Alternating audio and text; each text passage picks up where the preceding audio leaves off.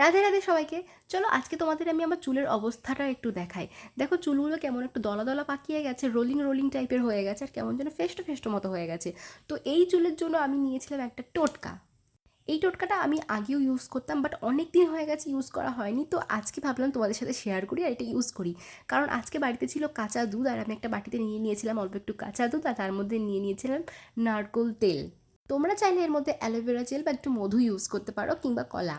আমি আজকে টাইম হাতে ছিল না বেশিক্ষণ, তো ভাবলাম এটা দিয়েই শর্টকাটে করা যাক। তো এটাকে আমি ভালো করে মিক্স করে নিয়ে একটা এই জারটার মধ্যে নিয়ে নিয়েছিলাম। এই জারগুলো কিন্তু যে কোনো অনলাইন শপে পাওয়া যায়। তারপরে ওটাকে ভালো করে ঝাঁকিয়ে পুরো চুলে স্প্রে করে করে লাগাতে হবে, আর মাসাজ করতে হবে, আঁচড়াতে হবে। তারপরে দেখো ঠিক এইভাবে যখন পুরো চুলটাতে অ্যাপ্লাই হয়ে যাবে, দেখতে কতটা ভালো লাগছে। পরে আমি চলে এসেছিলাম স্নান করে আসার পরে দেখো আমার চুলটা কিন্তু আমি এখনও আঁচড়াইনি। জাস্ট আমি গামছা দিয়ে মুছছি আর তোমাদেরকে দেখাচ্ছি। আমি কিন্তু কন্ডিশনারও ইউজ করিনি। তো আমার চুলটা কিন্তু আজকে মনে হচ্ছে প্রাণ ফিরে পেয়েছে। টাটা।